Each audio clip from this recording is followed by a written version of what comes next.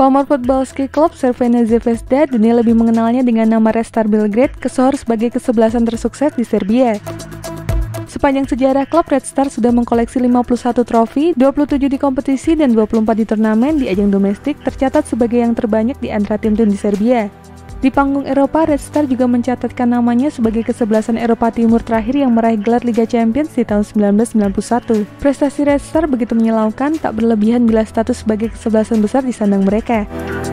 Namun di balik prestasi tersebut, klub yang didirikan pada 4 Maret 1945 itu memiliki sejarah kelam. Jangan lupa tekan tombol subscribe dan lonceng untuk mendapatkan notifikasi dari Epic Football.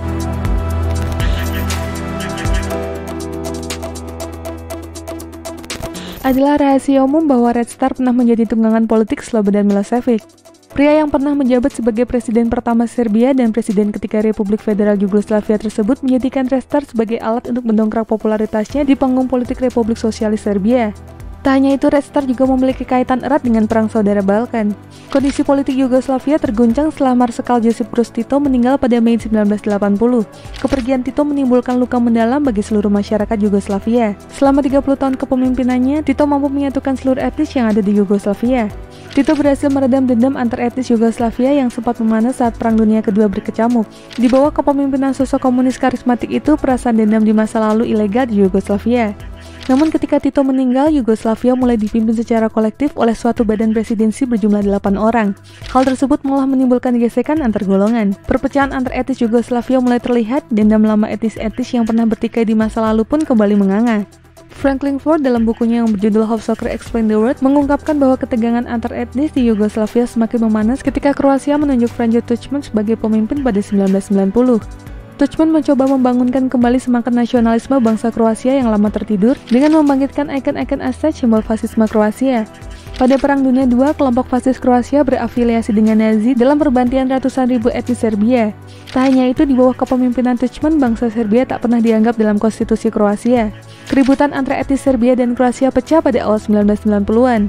Pertandingan sepak bola yang mempertemukan Dinamo Zagreb melawan Red Star di Stadion Maksimir 13 Mei 1990 diwarnai kericuan antar supporter. Masing-masing kelompok mewakili dua etnis yang berbeda, Zagreb etnis Kroasia sementara Red Star Serbia. Can saling menyudutkan etnis Kroasia dan Serbia saling bersautan dari tribun penonton sampai suatu ketika para pendukung Red Star berteriak, "Akan kami bunuh Tuđman." Teriakan tersebut membuat emosi para pendukung Zagreb semakin tak terkendali. Mereka mulai menyerang tamunya itu dengan lemparan batu. Para pendukung Red Star mencabut billboard di pinggir lapangan untuk melindungi diri dari serangan tersebut. Kondisi kala itu sudah tak lagi kondusif. Peperangan antar supporter di tribun penonton meluber ke lapangan. Pihak kepolisian bertindak, namun tindakannya dirasa terlalu represif kepada para pendukung Zagreb. Zvonimir Boban, pemain Zagreb, tersulut emosinya. Ia sampai menendang perut seorang polisi yang tengah menghajar salah satu pendukung Zagreb. Situasi kala itu tak lagi bisa dikendalikan. Para pemain kedua kesebelasan dievakuasi dengan helikopter. Tragedi yang terjadi di Stadion Maksimir merupakan keributan antar etnis pertama dalam 50 tahun terakhir yang terjadi di Yugoslavia. Hubungan panas antara etnis Kroasia dan Serbia semakin memanas di pertengahan tahun 1991. Slobodan Milošević, Presiden Republik Sosialis Serbia, melancarkan retorika sosialis kepada pemimpin Kroasia dan Slovenia.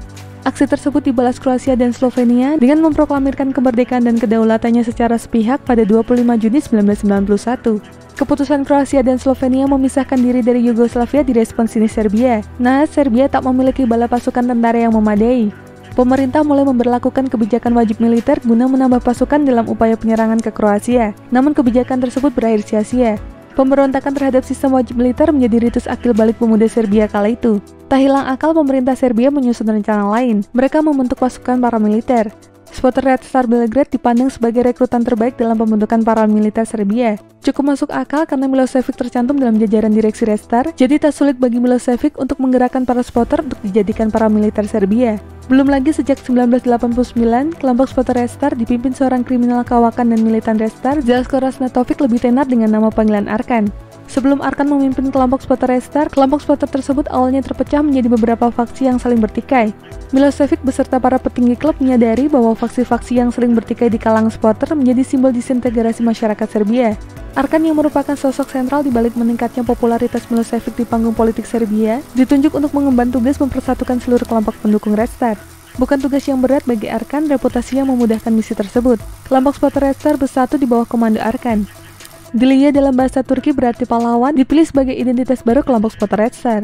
Kami sebagai spotter berlatih pertama kali tanpa senjata. Sejak awal saya menuntut disiplin. Para spotter ini rusuh, mereka ingin mabuk dan main-main. Saya memutuskan menghentikan semua ini dengan sekali tembak. Saya suruh mereka memotong rambut, bercukur teratur, dan berhenti mabuk-mabukan, kata Arkan.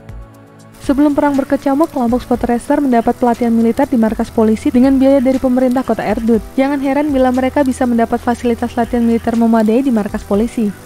Dalam sejarahnya, Restar melupakan kesebelasan bentukan kepolisian Yugoslavia.